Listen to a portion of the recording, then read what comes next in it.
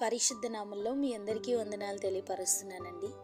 ఈ దినం దేవుని మాటను మనం ధ్యానం చేసుకుందాం. పరిశుద్ధ గ్రంథంలో నుండి ఇర్మియా 12వ అధ్యాయము 3వ వచనం. యెహోవా, నీవు నన్ను ఎరిగి ఉన్నావు, నన్ను చూచుచున్నావు. హల్లెలూయా. దేవుడు ఒక వ్యక్తిని గూర్చి ఆలోచించిన, వారిని దృష్టించి చూస్తున్న ఒక ప్రణాళికలో వారిని సిద్ధపరుస్తూ, వారి జీవితాలలో ఆయన చేస్తున్న అద్భుతాలను బట్టి ఆయన మహిమపరచబడతారు. బైబిల్ గ్రంథంలో ఎందరినో ప్రభు ఎరిగి ఉన్నారు అని సెలవిచ్చారు. చూచుచున్న దేవుడవు అనే సాక్ష్యాన్ని కూడా ఆయన కలిగి ఉన్నారు.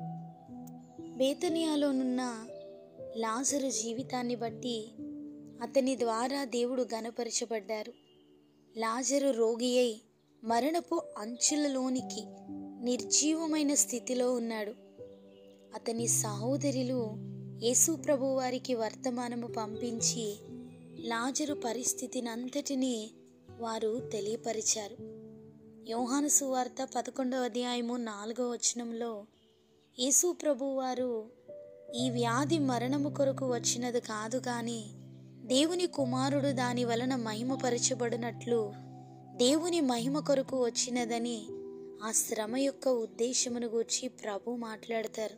యేసు ప్రభు వారు వచ్చి అతడు 4 దినముల సమాధిలో ఉండెనని తెలుసుకొని లాజరు సమాధి యొద్దకు ఆయన వెళుతున్నారు. ఆయన మూలుగుచూ సమాధి యొద్దకు వచ్చి రాయిని తీసివేయడని చెప్పగా, మార్తా, అతడు చనిపోయి 4 దినములైనది కనుక ఇప్పటికి వాసన కొట్టునని ఆయనతో చెప్పగా, అందుకు యేసు ప్రభువారు, నీవు నమ్మిన యెడల దేవుని మహిమ చూతువు, నేను నీతో చెప్పలేదా అని ఆమెతో అనగా, యేసు ప్రభువారు వెంటనే కన్నులు పైకెత్తి, తండ్రి, నీవు నా మనవి వినినందున నీకు కృతజ్ఞతలు చెల్లించుచున్నాను. నీవు ఎల్లప్పుడూ నా మనవి వినుచున్నావని నేను ఎరుగుదును.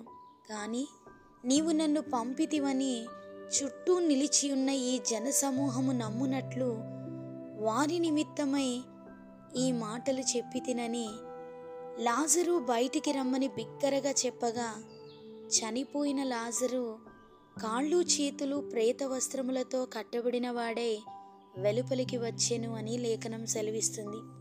యేసు ప్రభువారు, మీరు అతని కట్లు విప్పి పోనీయుడి అని వారితో చెప్పగా, అద్భుతాన్ని ఆయన లాజరు జీవితంలో జరిగించిన పరిస్థితిని చూసి అక్కడ ప్రజలందరూ ఆశ్చర్యపడ్డారు. చాలాసార్లు మనం ఇలా అనుకుంటుంటాం, నన్ను చూస్తున్నావా ప్రభువా, నేను మీ కొరకు పడుతున్న ప్రయాసనైనా, మీ కొరకు వెచ్చిస్తున్న సమయాన్నైనా, సేవ నిమిత్తమైనటువంటి ధన సహాయమైనా నా దేవుడు చూస్తున్నాడా, నా క్రియలను బట్టి నన్ను ఎరిగి ఉన్నారా అని సహజంగా ఆత్మీయ జీవితంలో దేవుని పిల్లలకు వచ్చే ఆలోచన ఇది. మనల్ని ఆయన తప్పక చూసే దేవుడండి. అయితే మనం చేస్తున్న వాటిని బట్టి చూసే దేవుడే కాదు, కానీ అంతకంటే ముఖ్యంగా మన జీవితం ద్వారా ఆయనకి ఎలా మహిమ కలుగుతుంది అనే విషయంలో కూడా ఆయన శ్రద్ధ కలిగి ఉంటారు.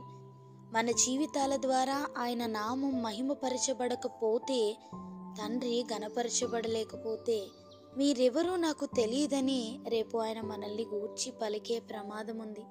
యేసు ప్రభువారు లాజరును ఎరిగి ఉన్నారు. అతనికి కలిగిన వ్యాధి కూడా ఆయనకి తెలుసు. మరణంలో లాజరు పరిస్థితి కూడా తెలుసు. ఆ రీతిగానే అతని పట్ల దేవునికున్న చిత్తము కూడా యేసు ప్రభువారికి తెలుసండి. ఆయన అన్నిటినీ ఎరిగినవారు. వాక్యాన్ని ఆధారము చేసుకుని జీవిస్తున్న ప్రతి దేవుని పిల్లలకు ఆయన సమీపంగా ఉన్న దేవుడు. మా శ్రమలు, సమస్యలు అంటే కృంగిపోకండి. ప్రతి నిర్జీవమైన స్థితిని ఆయన ఉజ్జీవింపచేయగలరు. చీకిపోయిన లాజరు దేహమును పునరుత్థాన శక్తితో నింపిన యేసయ్య మన పరిస్థితులను కూడా అద్భుతంగా మార్చి సాక్షిగా మనల్ని నిలబెట్టగలరు. శక్తివంతులుగా మనల్ని మార్చగలరు. లాజరును ఎరిగినటువంటి దేవుడు, లాజరును చూస్తున్నటువంటి దేవుడు లాజరు ద్వారా మహిమను పొందారు. మన జీవితాల్లో కూడా దేవుడు మనల్ని ఎరిగి మనల్ని చూస్తూ మన మనములన్నీ ఆలకిస్తున్నటువంటి దేవాది దేవుడు మన జీవితాల ద్వారా ఆయన మహిమపరచబడాలనుకుంటున్నారు. అన్యుల మధ్య మన సాక్ష్యం బలమైనదిగా, ఆశ్చర్యకరమైనదిగా ఉండాలనేది దేవుని యొక్క ఉద్దేశం. ఈ దినం దేవుని మాట ద్వారా దేవుడు మనల్ని ఎరిగిన వారు, మనల్ని చూస్తున్నవారు. ఆయనకు సమస్తము తేట తెల్లగా కనపరచబడుతుంది కదా.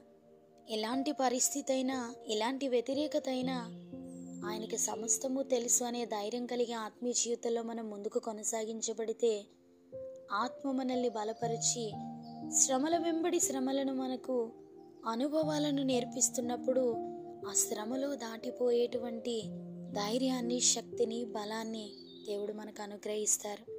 ఆ దేవుని యొక్క కృప మనందరికీ తోడై ఉండి మనల్ని నడిపించునుగాక. ఆమేన్.